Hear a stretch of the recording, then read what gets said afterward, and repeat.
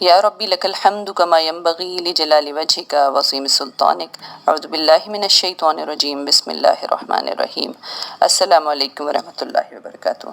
اللہ مقبل فرماتے ہیں، قرآن میں ہو غوطہ مرد مسلماں، اللہ کرے تجھ کو عطا جرت کردار۔ آج ہم قرآن کے 21ویں پارے میں غوطہ لگائیں گے، اللہ کے اس فضل کی امید پر کہ وہ اس میں سے ہمیں بہترین ہیرے موتی چننے کی توفیق دے گا۔ اس کی پہلی آیت ہے، اتلو ما اوحی الیک من الکتاب واقم الصلاۃ، اے نبی تلاوت کرو اس کتاب کی جو تمہاری طرف وحی کے ذریعے سے بھیجی گئی ہے، اور نماز قائم کرو۔ ان الصلاۃ تنہی عن الفحشاء والمنکر، بے شک نماز فحش اور برے کاموں سے روکتی ہے۔ وَلِذِكْرُ اللَّهِ اکبر، اور اللہ کا ذکر اس سے بھی زیادہ بڑی چیز ہے، اور اللہ جانتا ہے جو کچھ تم کرتے ہو۔ پھر فرمایا گیا، اہل کتاب سے بحث نہ کرو مگر عمدہ طریقے سے، اور سوائے ان لوگوں کے جو اس میں سے ظالم ہوں۔ اور پھر فرمایا، اس سے پہلے نہ تم کوئی کتاب پڑھتے تھے نہ اپنے ہاتھ سے لکھتے تھے، ایسا ہوتا تو باطل پرست لوگ شک میں پڑ سکتے تھے۔ یعنی جو ایک امی کا اس طرح کا کلام پیش کرنا، یہ خود اللہ کی طرف سے ایک بڑی نشانی ہے۔ اس کے علاوہ حدیث کے اسلوب میں اور قرآن کے اسلوب میں بہت فرق بھی ہے، جس سے پتہ چل جاتا ہے کہ یہ نبی کریم صلی اللہ علیہ وسلم کا اپنا تصنیف کردہ نہیں ہے بلکہ اللہ کا کلام ہے۔ اور فرمایا کہ یہ تو آیاتم بینات ہیں ان لوگوں کے دلوں میں جنہیں علم بخشا گیا ہے۔ پھر فرمایا گیا کہ یہ تم سے عذاب جلدی لانے کا مطالبہ کرتے ہیں، وہ جلدی اس لیے نہیں آ رہا کہ اس کا وقت مقرر ہے، اور جہنم اصل میں کافروں کو گھیرے میں لے چکی ہے، لیکن انہیں علم نہیں ہے۔ اے میرے بندو جو ایمان لائے ہو، میری زمین وسیع ہے، بس تم میری ہی بندگی بجا لاؤ۔ یہ ہجرت کی طرف اشارہ ہے۔ پھر بتایا گیا کہ جو لوگ ایمان لائے اور جنہوں نے نیک عمل کیے، ان کو ہم جنت کی بلند والہ عمارتوں میں رکھیں گے۔ کیا ہی عمدہ اجر ہے عمل کرنے والوں کے لیے جو اپنے رب پر بھروسہ کرتے ہیں اور صبر کے ساتھ کام کر رہے ہیں۔ پھر فرمایا، اگر ان سے پوچھو تو آسمان سے پانی کس نے برسایا، تو یہ کہیں گے کہ اللہ نے، لیکن یہ بات سمجھتے نہیں ہیں۔ پھر فرمایا، دنیا کی زندگی کچھ نہیں ہے مگر کھیل اور دل کا بہلاوا، یعنی اس کو ثبات نہیں ہے۔ کشتی کی نشانی بتائی کہ جب اس پر سوار ہوتے ہیں تو اللہ کے لیے اپنے دین کو خالص کر کے صرف اس سے دعا مانگتے ہیں، لیکن جب وہ انہیں بچا کر خشکی پر لے آتا ہے تو پھر شرک کرنے لگتے ہیں۔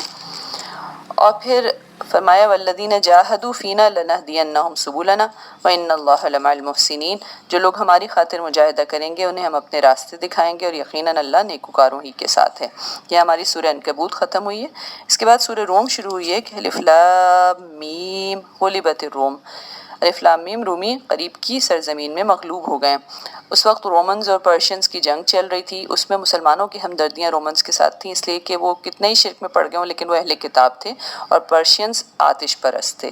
تو یہاں اللہ تعالیٰ نے بتایا کہ چند سال کے اندر وہ دوبارہ غالب ہو جائیں گے، اور یہ وہ دن ہوگا جب مسلمان بھی اللہ کی بخشی ہوئی فتح پر خوشیاں منا رہے ہوں گے۔ اللہ نصرت عطا فرماتا ہے جسے چاہتا ہے، اور واقعی یہ وعدہ چند سال کے اندر پورا ہوا۔ جہاں غزوہ بدر میں مسلمانوں کو فتح ہوئی، وہیں انہی دنوں میں رومنز کو دوبارہ پرشینز پر غلبہ حاصل ہوا، تو اللہ نے اپنا وعدہ پورا کیا۔ لیکن اللہ تعالیٰ فرماتے ہیں کہ لوگ اصل میں دنیا کے ظاہری پہلو کو جانتے ہیں، اور آخرت ان کی نگاہوں سے اوجھل ہے، اس لیے انہیں سمجھ نہیں آتا۔ پھر فرمایا، اللہ ہی خلق کی ابتدا کرتا ہے، وہی اس کا اعادہ کرے گا، اور اسی کی طرف تم سب پلٹائے جاؤ گے۔ جن لوگوں نے ہماری آیات اور آخرت کی ملاقات کو جھٹلایا وہ عذاب میں حاضر رکھے جائیں گے۔ فسبحان اللہ حین تمسون وحین تصبحون، تسبیح کرو اللہ کی جب کہ تم شام کرتے ہو، جب صبح کرتے ہو، اور جب ظہر کا وقت آتا ہے اس وقت بھی۔ اس کے بعد فرمایا، نشانیوں میں سے اس کی کہ اس نے تم کو مٹی سے پیدا کیا اور تم زمین میں پھیلتے جا رہے ہو۔ آسمان اور زمین کی پیدائش میں، تمہاری زبان اور رنگوں کے اختلاف میں، سب میں نشانیاں ہیں، لیکن صرف دانش مند لوگ ان سے سبق لیتے ہیں۔ تمہارا رات اور دن کو سونا اور اس کے فضل کو تلاش کرنا، یہ بھی ایک نشانی ہے۔ اور تمہیں بجلی کی چمک دکھاتا ہے، وہ خوف کے ساتھ بھی اور تمہیں طمع کے ساتھ بھی، اور آسمان سے پانی برساتا ہے اور اس کے ذریعے سے مردہ زمین کو زندگی بخشتا ہے۔ اس میں بھی بہت سی نشانیاں ان لوگوں کے لیے جو عقل سے کام لیتے ہیں۔ اور پھر ایک مثال بتائیے کہ اگر تمہارے غلاموں میں سے جو تمہاری ملکیت ہے ان میں سے کیا کچھ غلام ایسے بھی ہیں جو ہمارے دیے ہوئے مال و دولت میں تمہارے ساتھ برابر کے شریک ہوں، پھر تم کیسے اللہ کے غلاموں اور اس کے بندوں کو اس کا شریک بنا دیتے ہو اور اس بات سے ڈرتے نہیں ہو۔ پھر فرمایا، اے نبی اور نبی کے پیروں، یکسو ہو کر اپنا رخ اس دین کی سمت میں جما دو، قائم ہو جاؤ اس فطرت پر جس پر اللہ تعالیٰ نے انسانوں کو پیدا کیا ہو، اس لیے کہ اللہ کی بنائی ہوئی ساکھ بدلی نہیں جا سکتی۔ اس سے ڈرو اور نماز قائم کرو۔ پھر انسان کا حال بتایا کہ جب تکلیف پہنچتی ہے تو رب کو پکارتا ہے، لیکن ہم اپنی رحمت کا ذائقہ چکھاتے ہیں تو پھر شرک کرنے لگتے ہیں۔ جب رحمت چکھاتے ہیں تو پھولنے لگتے ہیں لوگ، اور جب کوئی اپنے کیے کرتوتوں کی وجہ سے کوئی مصیبت ان پہ آتی ہے تو یکایک مایوس ہونے لگتے ہیں، حالانکہ اس میں بہت سی نشانیاں ہیں۔ پھر فرمایا کہ اے مومن، رشتہ دار کو اس کا حق دے اور مسکین اور مسافر کو اس کا حق دے۔ اور پھر سود کے بارے میں بتایا کہ جو سود تم لوگ دیتے ہو کیا لوگوں کے اموال میں شامل ہو کے وہ بڑھ جائے تو اللہ کے نزدیک وہ نہیں بڑھتا۔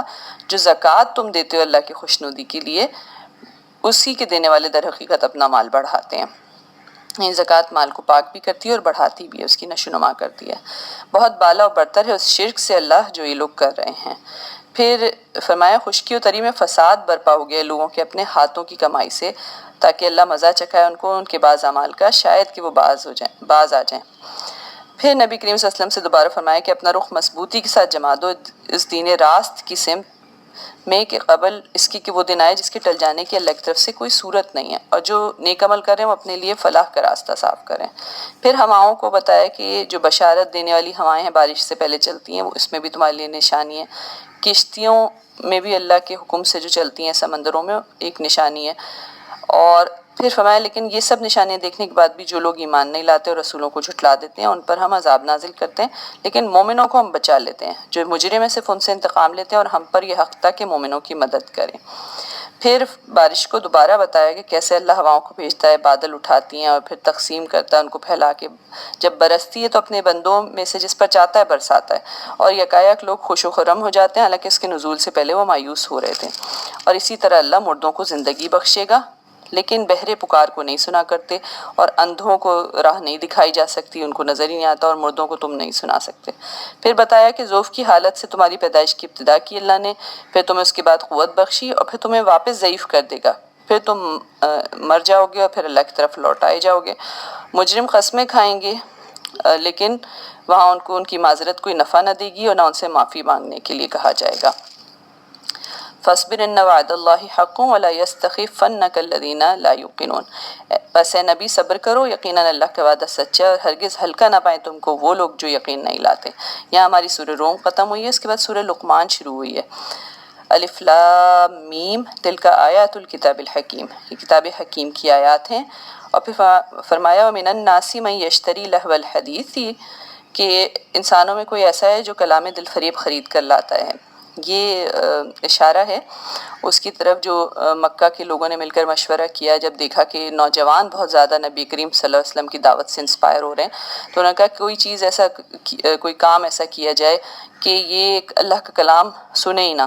تو نظر بن حارث جا کر مغنیہ عورتیں لے کر آیا، گانے گانے والی، اور رستم اور اسفندیار کے قصے لے کر آئے یہ لوگ، کہ رات رات بھر قصہ گوئی کی اور سٹوری ٹیلنگ کی محفلیں کرتے اور گانے باجے کرتے تاکہ جو نوجوان ہیں سارے وہ اس میں لگ جائیں اور قرآن کی دعوت کو نہ سنیں۔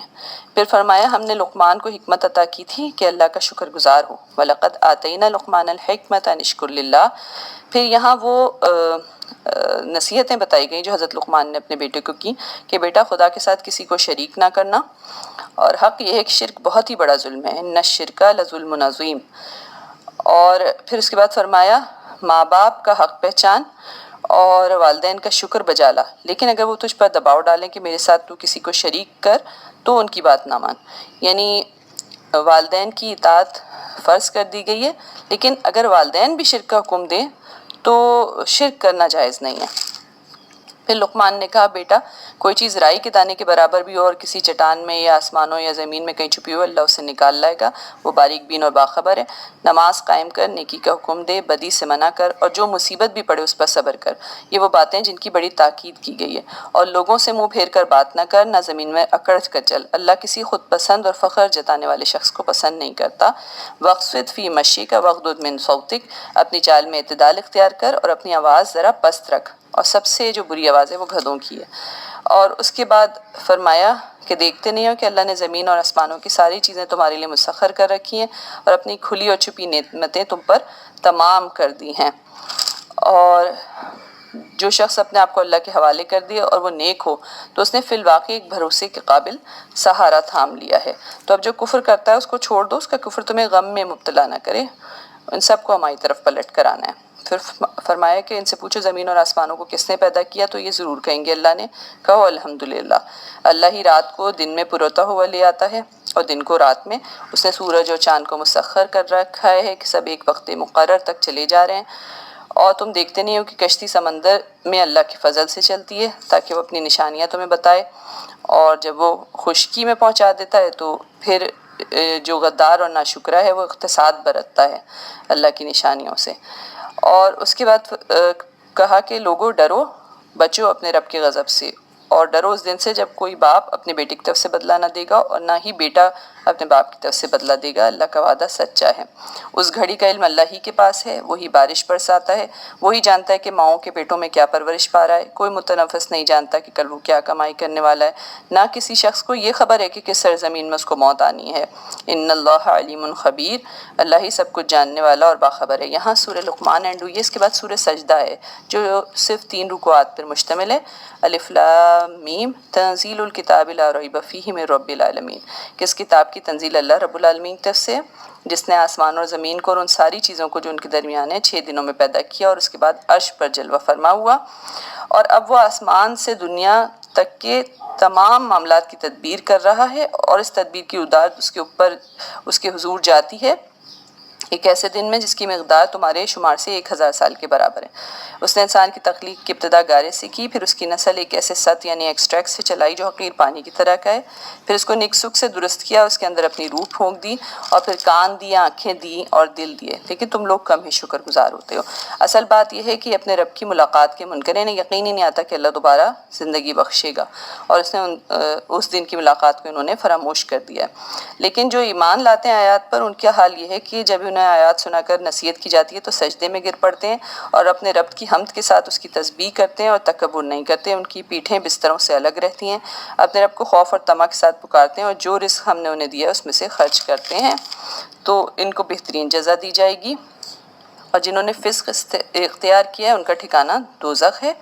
اور اس سے پہلے موسیٰ کو کتاب دے چکے ہیں، جب بنی اسرائیل نے اس سے ہدایت حاصل کی اور انہوں نے صبر کیا اور ہماری آیات پر یقین لاتے رہے تو ان کے اندر ہم نے ایسے پیشوا پیدا کیے جو ہمارے حکم سے رہنمائی کرتے تھے، اور پھر فرمایا یقیناً اللہ قیامت کے دن ان باتوں کا فیصلہ کر دے گا جس میں یہ باہم اختلاف کرتے رہے ہیں۔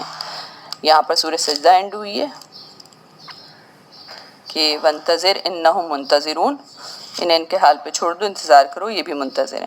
پھر غزوہ احزاب کی کانٹیکس میں جو نازل ہوئی ہے سورہ احزاب، یہ شروع ہوئی ہے کہ یا ایھا النبی اتق اللہ ولا تطع الکافرین والمنافقین، اے نبی اللہ سے ڈرو اور کفار و منافقین کی اطاعت نہ کرو۔ اللہ نے کسی شخص کے دھڑ میں 2 دل نہیں رکھے، یعنی یا تو وہ مومن ہوگا یا منافق ہوگا، بیک وقت دونوں صورتیں نہیں ہو سکتی۔ پھر کہا جن بیویوں سے تم زہار کرتے ہو انہیں اللہ نے تمہاری ماں نہیں بنا دیا، یا تمہارے جو منہ والے بیٹے ہیں ان کو تمہارا حقیقی بیٹا بھی اللہ نے نہیں بنایا، یہ تمہاری کہی ہوئی باتیں ہیں جو تم اپنے منہ سے نکال دیتے ہو، ان کی کوئی حیثیت نہیں ہے۔ پھر اس کے بعد فرمایا بلا شبہ نبی تو اہل ایمان کے لیے ان کی اپنی ذات پر بھی مقدم ہے، اور نبی کی جو بیویاں ہیں وہ ان کی مائیں ہیں، لیکن کتاب اللہ کی روح سے عام مومنین اور مہاجرین کی نسبت رشتہ دار ایک دوسرے کے زیادہ اختیار ہیں، لیکن تم اپنے رفیقوں کے ساتھ کوئی بھلائی کرنا چاہو تو کر سکتے ہو۔ اس کے بعد انبیاء کا ذکر ہے کہ سب سے ہم پختہ عہد لے چکے ہیں تاکہ سچے لوگوں کو ان کی سچائی کا بدلہ دے اللہ، اور کافروں کو دردناک عذاب دے۔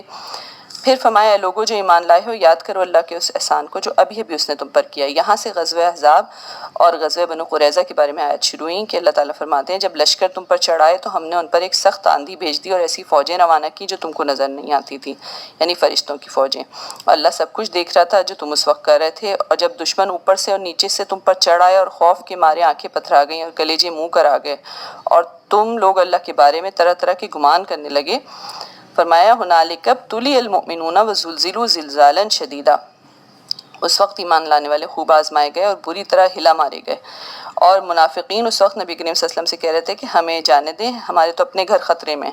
بنو قریظہ جو مدینے کے گڑھ میں بیٹھے ہوئے تھے انہوں نے بدعہدی کی اور کفار کے ساتھ مل گئے تھے، تو اب یہ ڈر ہو گیا تھا کہ پیچھے سے بھی حملہ ہو جائے گا۔ یہ پہلی دفعہ ہوا تھا کہ نبی کریم صلی اللہ علیہ وسلم نے defensive mode of action select کیا تھا، اور سامنے خندق پوری کھود لی تھی اور اس کے پیچھے ڈیفنس کی ایک لائن کریٹ کی تھی۔ یہ طریقہ عرب میں کسی کو معلوم نہیں تھا، اور بہت اعتراض اس پہ کر رہے تھے نبی کریم صلی اللہ علیہ وسلم کے ساتھی بھی کہ کیا ہم بزدل ہو گئے ہیں جو ہم اس خندق کے پیچھے چھپ کے بیٹھ جائیں. لیکن حضرت سلمان فارسی کے مشورے پہ نبی کریم صلی اللہ علیہ وسلم نے صرف یہ دیکھتے ہوئے فیصلہ کیا کہ 10-12 ہزار کا لشکر ہے، سارا عرب متحد ہو کے حملہ آور ہو گیا تھا، اور مدینہ کی ایک چھوٹی سی بستی تھی. تو نبی کریم صلی اللہ علیہ وسلم نے اس لیے اس طرح کا طریقہ کار اپنایا تھا. لیکن پیچھے سے اندر سے بنی قریظہ کو ملا لیا تھا کفار نے اپنے ساتھ، اور بہت خطرناک صورتحال ہو گئی تھی، دونوں طرف سے گھر گئے تھے. پھر اللہ تعالیٰ نے کہا کہ اگر تم موت یا قتل سے بھاگو تو یہ بھاگنا تمہارے لیے کچھ بھی فائدہ نہ دے گا. اللہ خوب جانتا ہے ان لوگوں کو جو جنگ کے کام میں رکاوٹیں ڈالنے والے ہیں، اور جب جیت جاؤ گے تو یہی فائدوں کے حریص بن کر قینچی کی طرح چلتی ہوئی زبانیں لیے تمہارا استقبال کرنے آ جائیں گے، اور سمجھ رہے ہیں کہ حملہ آور گروہ بھی گئے نہیں ہیں، اور چاہتے ہیں کہ اگر حملہ آور دوبارہ آ جائیں تو یہ جا کے بدوؤں کے درمیان بیٹھیں اور تمہارے ساتھ لڑائی میں حصہ نہ لیں. پھر فرمایا لقد کان لکم فی رسول اللہ اسوۃ حسنہ، در حقیقت تم لوگوں کے لیے اللہ اور اس کے رسول میں ایک بہترین نمونہ تھا، ہر اس شخص کے لیے جو اللہ اور یوم آخر کا امیدوار ہو اور کثرت سے اللہ کو یاد کرے. اور سچے مومنوں کا حال اس وقت یہ تھا کہ جب انہوں نے حملہ آوروں کو دیکھا تو پکار اٹھے کہ یہ وہی چیز ہے جس کا اللہ اور اس کے رسول نے ہم سے وعدہ کیا تھا، اور ان کی بات بالکل سچی تھی، اور اس واقعے نے ان کی ایمان اور سپردگی کو اور زیادہ بڑھا دیا. اور من المؤمنین رجال صدقوا ما عاہدوا اللہ علیہ، مومنوں میں ایسے لوگ بھی ہیں جنہوں نے اللہ سے کیے ہوئے عہد کو سچا کر دکھایا، کوئی اپنی نظر پوری کر چکا اور کوئی وقت آنے کا منتظر ہے. پھر اللہ نے کفار کا منہ پھیر دیا اور وہ فائدہ حاصل کیے بغیر اپنے دل کی جلن لیے یوں ہی پلٹ گئے. وہ مومنین کی طرف سے اللہ لڑنے کے لیے کافی ہو گیا، وہ بڑا زبردست اور قوت والا ہے، اور اس نے ان کی زمین کا، ان کے گھروں کا، ان کے اموال کا تمہیں وارث بنا دیا، وہ علاقہ تمہیں دیا جس سے تم نے کبھی پامال نہ کیا تھا. یہ بنو قریظہ کا ذکر ہے کہ انہوں نے بغیر لڑے ہی ہتھیار ڈال دیے تھے. پھر نبی کریم صلی اللہ علیہ وسلم نے اپنی بیویوں کو تخیر کا اختیار دیا. یہاں پر اس کا ذکر ہے کہ حق طلاق تفویض کیا تھا کہ چاہو تو میرے ساتھ رہو، لیکن دنیا اور اس کی زینت چاہتی ہو تو آؤ میں تمہیں رخصت کر دوں کچھ دے دلا کر. اور پھر نبی کی بیویوں کو یہاں پر ایک ہدایت کی گئی کہ صریف و حرکت کا ارتکاب نہ کرو ورنہ دوہرا عذاب دیا جائے گا. اور تعالیٰ نے کہا کہ ہم نیک عمل کرو گی تو دوہرا اجر دیں گے، اور ہم نے رزق کریم مہیا کر رکھا ہے. اور یہاں پر ہمارا 21واں پارہ ختم ہوا ہے، لیکن سورہ احزاب کنٹینیوڈ ہے، انشاءاللہ ہم اس کو کل پڑھیں گے. ربنا تقبل منا انک انت السمیع العلیم وتب علینا انک انت التواب الرحیم وصلی اللہ تعالی علی خیر خلقہ وآلہ وصحبہ اجمعین برحمتک یا ارحم الراحمین.